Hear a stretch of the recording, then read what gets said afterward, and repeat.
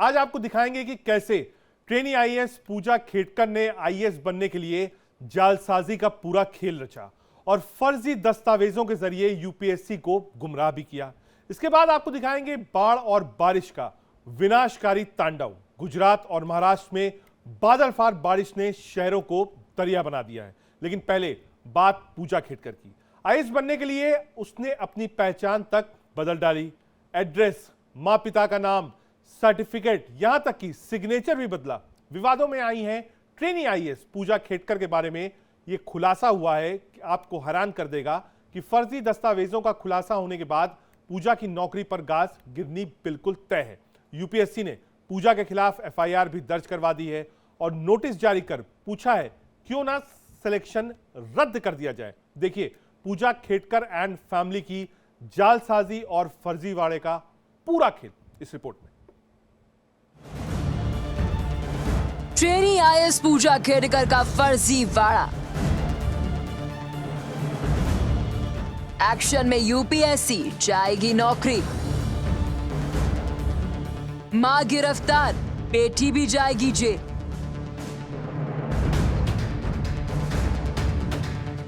फर्जी दस्तावेजों के जरिए आईएएस बनी पूजा खेडकर की नौकरी पर तलवार लटक गई है। यूपीएससी ने पूजा की ट्रेनिंग पर पहले ही रोक लगा दी थी। अब उसके तमाम प्रमाण पत्रों की जांच के बाद आगे की कार्रवाई शुरू हो चुकी है। फर्जी डिसेबिलिटी सर्टिफिकेट और ओबीसी प्रमाण पत्र बनवाने में पूजा ने जो खेल किया है वो सामने आ चुका है। अब यूपीएससी को जांच में पता चला है कि पूजा ने अपने बारे में गलत जानकारी दी थी। उसने अपने माता पिता के बारे में गलत जानकारी दी और पहचान छिपाकर परीक्षा में हिस्सा लिया था। तमाम फर्जीवाड़े का खुलासे होने के बाद बड़ा एक्शन लेते हुए यूपीएससी ने पूजा के खिलाफ जालसाजी, धोखाधड़ी, आईटी और डिसेबिलिटी अधिनियम की धाराओं के तहत एफआईआर दर्ज करा दी है। पूजा के खिलाफ ये एफआईआर दिल्ली पुलिस की क्राइम ब्रांच ने दर्ज की है। पूजा पर फर्जी तरीके से यूपीएससी परीक्षा में बैठने और नाम पहचान छिपाने का संगीन आरोप है। क्राइम ब्रांच ने पूरे मामले में अपनी जांच शुरू कर दी है। फर्जी दस्तावेजों को लेकर आयोग ने पूजा को कारण बताओ नोटिस जारी कर जवाब भी मांगा है।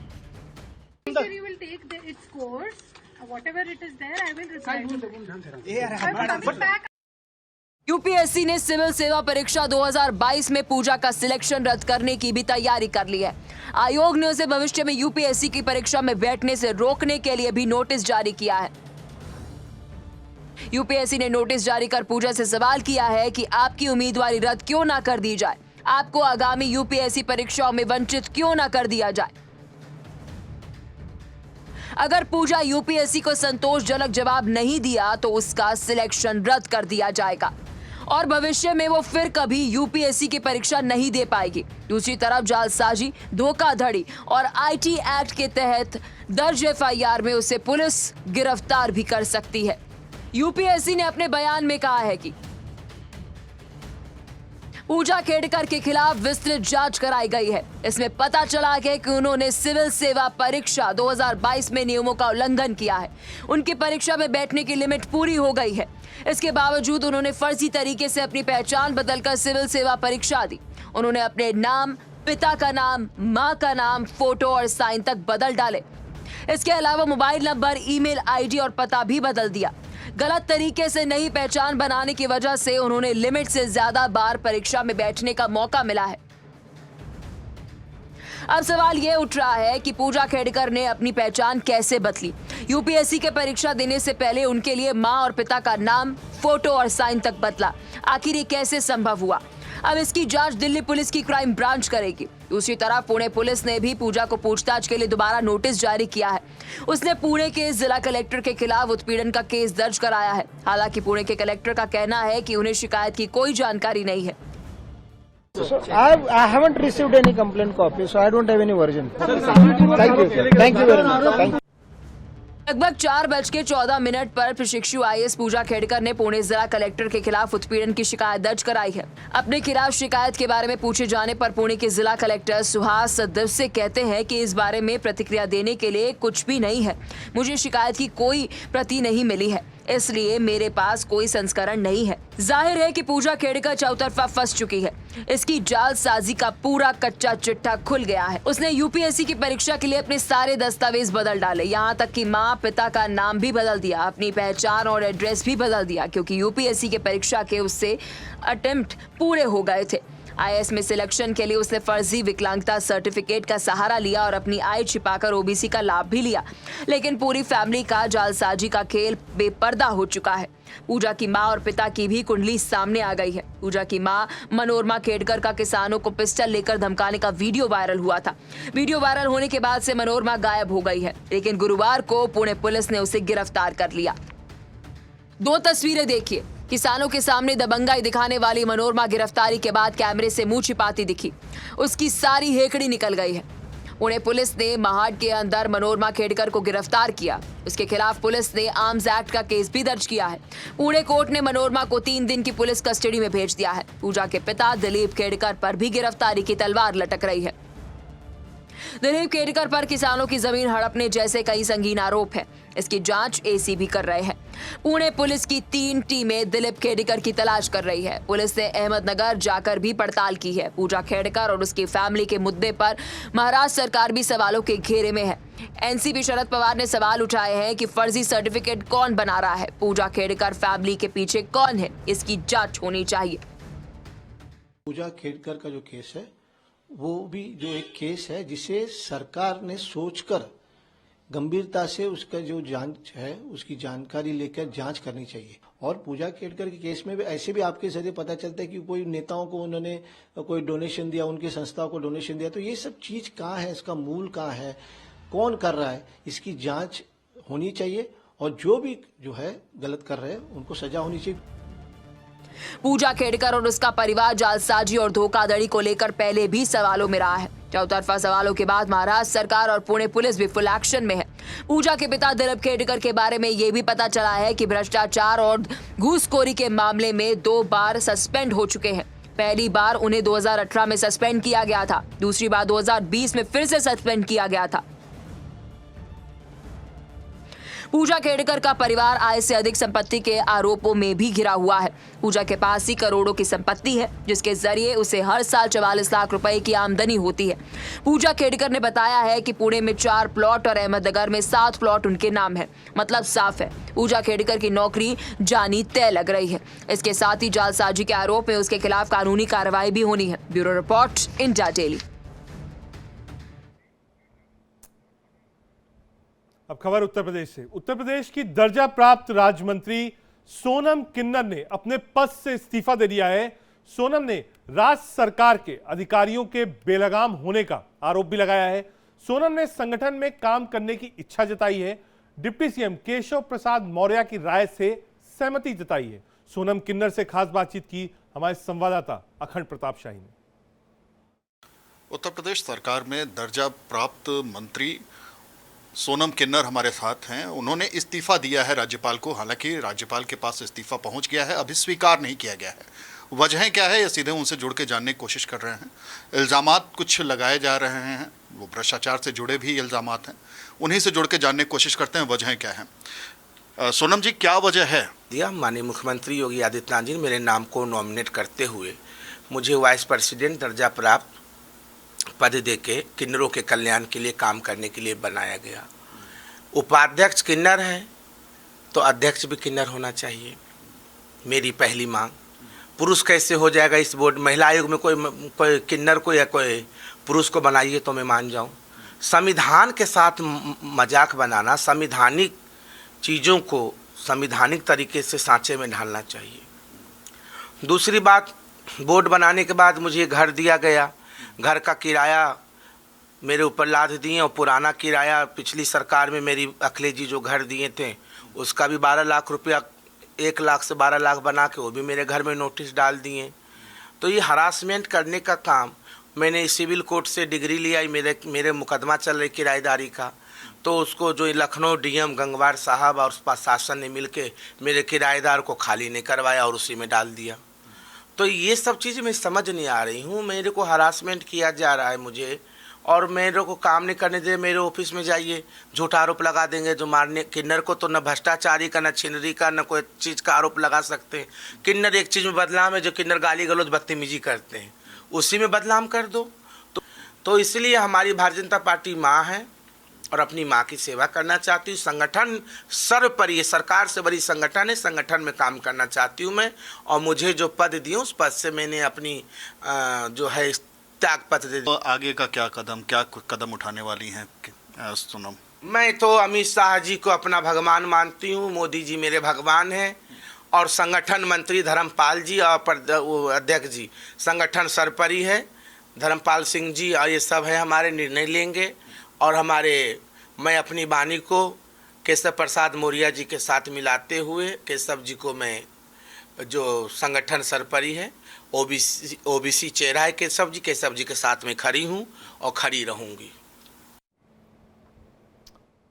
आगे बढ़ते हैं। एक बड़ी खबर आ रही है। प्रधानमंत्री मोदी से मिले हरियाणा के मुख्यमंत्री नायब सिंह सैनी। विजुअल्स देखिए। नायब सैनी ने मुलाकात करी है प्रधानमंत्री नरेंद्र मोदी से। इस साल हरियाणा में चुनाव होना है। मनोहर लाल खट्टर साहब ने इस्तीफा दिया था, उसके बाद नायब सैनी ने एमपी पद से इस्तीफा दिया था और मुख्यमंत्री बनेंगे। तो हरियाणा में बीजेपी का रोड मैप क्या हो? अभी कुछ दिन पहले हमने देखा था गृह मंत्री अमित शाह बहुत एक्टिव थे, हरियाणा में गए थे, कई सारी रैलीज करी थी, लोगों से बातचीत करी थी। और आज मुख्यमंत्री नायब सैनी ने मुलाकात करी है प्रधानमंत्री नरेंद्र मोदी से।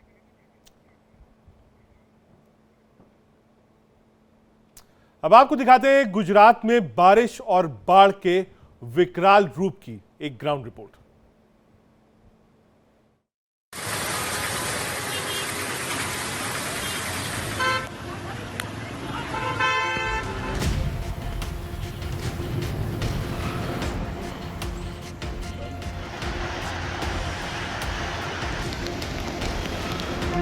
बादल फाड़ बारिश की विनाश लीला।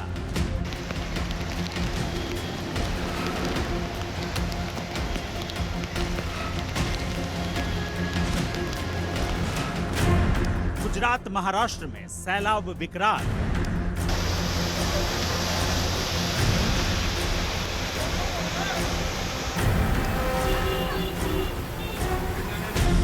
पोरबंदर और जूनागढ़ में त्राही त्राही।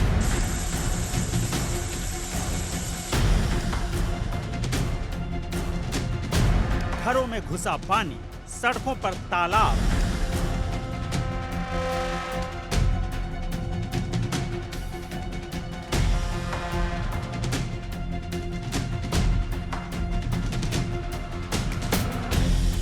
यूपी में बाढ़, उत्तराखंड में टूटे पहाड़।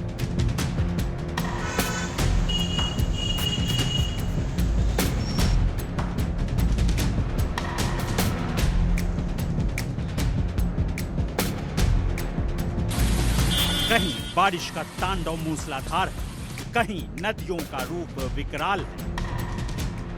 गुजरात से लेकर महाराष्ट्र तक मॉनसून का प्रहार बादल फाड़ है। कर्नाटक, महाराष्ट्र और गुजरात में बादल बरस नहीं रहे, फट रहे हैं।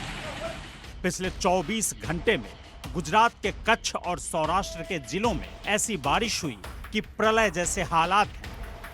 गुजरात के पोरबंदर और जूनागढ़ में बारिश ने ऐसी तबाही मचाई कि जिंदगी थम सी गई। तस्वीरें देखी, सड़कों पर दरिया बह रहा है, घरों के अंदर पानी घुस गया है, हर तरफ बेबसी का आलम है। पोरबंदर में सैलाब ने शहर के पूरे सिस्टम को डुबो दिया। जहां तक नजर जाती है सिर्फ पानी ही पानी दिख रहा है। सड़कें झील बन गई है, गाड़ियां आधी डूबी नजर आ रही हैं। आलम यह है कि स्कूल कॉलेजों में छुट्टी करनी पड़ी है। पोरबंदर स्टेशन पर ट्रेनें रद्द करनी पड़ी हैं। तस्वीरें देखी, शहर के तमाम इलाकों में घुटनों से ऊपर तक पानी भरा है। आम जनजीवन बुरी तरह प्रभावित हुआ है। मार्केट में दुकानें जलमग्न हैं, जीवन जलमय हो गया है। पोरबंदर और कच्छ इलाके में 10 घंटे में 18 इंच बारिश दर्ज की गई, जिसके बाद ऐसे हालात बने कि बयां करना मुश्किल है। यहाँ पे कल रात से बारिश इतनी हुई है, पानी की समस्या बहुत बढ़ गई है। घर में खाने पीने का सामान गाड़ी मोटर वगैरह सब जो गली में रखा है वो भी सब डूब गया है और पानी अभी भी बढ़ रहा है। तो पालिका से यही मेरी अपील है कि जल्द से जल्द पानी का निकाल करे तो सब जनजीवन है वो रेगुलर हो। पोरबंदर के राकड़िया हनुमान की तस्वीरें देखी। यहाँ साइकिल, रिक्शा, कार और गाड़ियाँ सब डूबी नजर आ रही हैं। लोगों के घर झील बन गए हैं। सब कुछ बर्बाद हो गया है। जो जहाँ है वहीं फंस गया है। माफतिया पारा इलाके की तस्वीरें देखी। यहाँ 13 लोग सैलाब में फंस गए। लगातार मूसलाधार बारिश के बाद इलाके में कमर से ऊपर तक पानी भर गया। रेस्क्यू टीम ने सभी लोगों को रस्सी के सहारे सुरक्षित निकाला।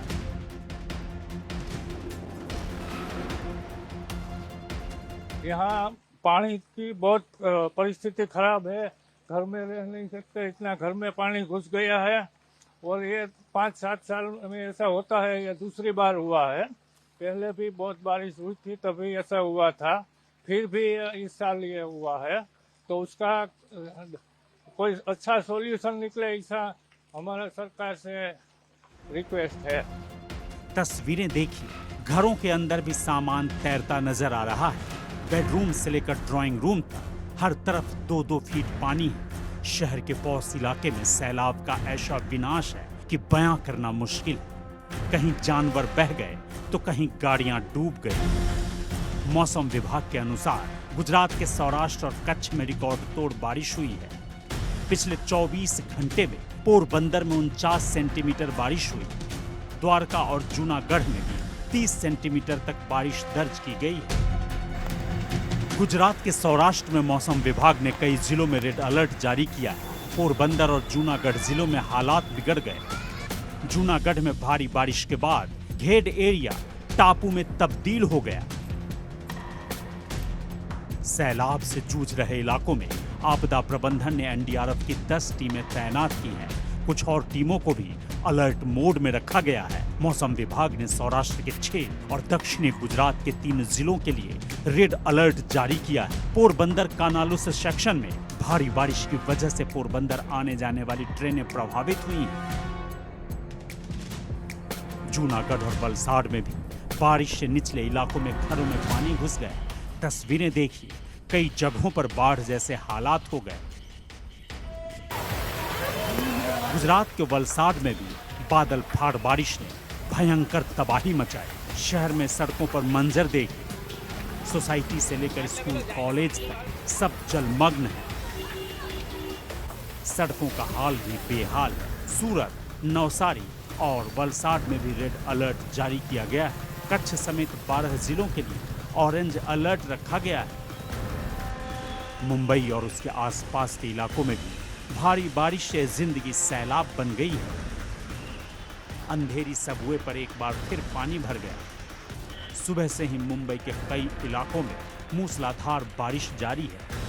तस्वीरें देखिए, सड़कों पर जल भराव की वजह से सड़कों पर गाड़ियां जूझती नजर आ रही हैं। समंदर में हाई टाइड की वजह से निचले इलाकों में बाढ़ का खतरा मंडराने लगा। पिछले 24 घंटे में मुंबई में 78 मिलीमीटर बारिश दर्ज की गई। मौसम विभाग ने शहर में भारी बारिश की चेतावनी जारी की है। Bureau report, India daily.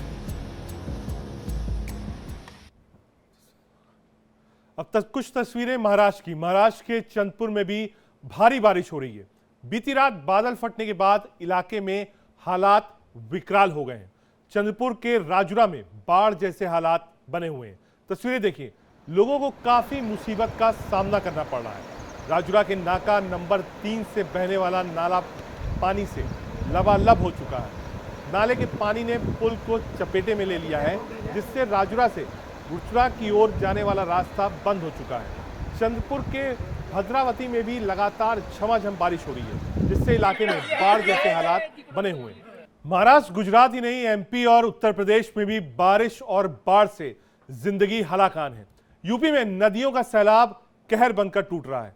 Rapti ने गोरखपुर के दर्जनों गांव को डुबा रखा है, तो गंगा नदी ने वाराणसी में तबाही मचाना शुरू कर दिया है।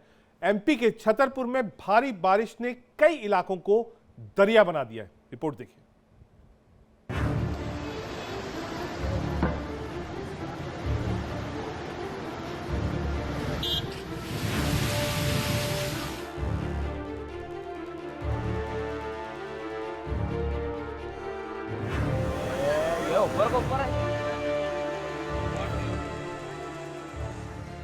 महाराष्ट्र गुजरात के साथ एमपी में भी बादलों का बवंडर जारी है। पिछले 24 घंटे में ग्वालियर, इंदौर, रीवा, छतरपुर और सागर जिलों में भारी बारिश हुई है। गुरुवार को कुछ घंटे की बारिश में ही भोपाल और जबलपुर पानी पानी हो गए। भोपाल की तस्वीरें देखिए, सड़कें नाला बन गई, गाड़ियां फंसी नजर आई। ऐसी ही तस्वीरें नर्मदापुरम उज्जैन से भी सामने आई हैं।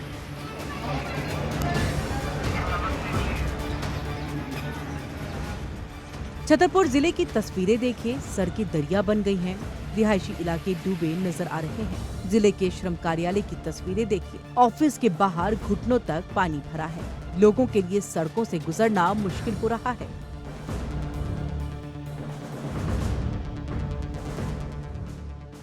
तो वहीं शहर की मुख्य सड़कों का मंजर भी देखिए, ऐसा लग रहा है कि सड़क नहीं नाला है। दुकानों के अंदर हर तरफ पानी।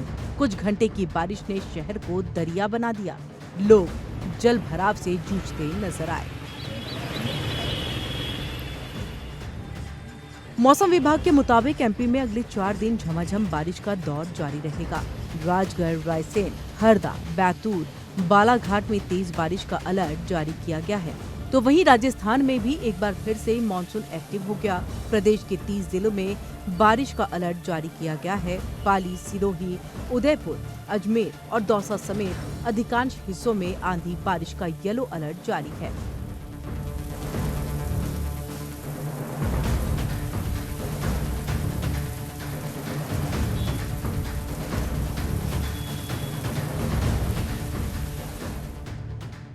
यूपी में बिन बारिश ही बाढ़ तबाही मचा रही है। नदियों के उफान ने गांव से लेकर शहर तक सब कुछ डुबो दिया है। वाराणसी की तस्वीरें देखिए, गंगा का रौद्र रूप दहशत फैला रहा है। तो वहीं नदी के किनारे बसे लोगों को अलर्ट कर दिया गया है।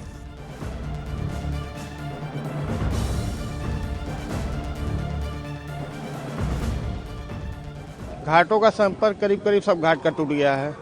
पैदल अब घाट नहीं जा सकते।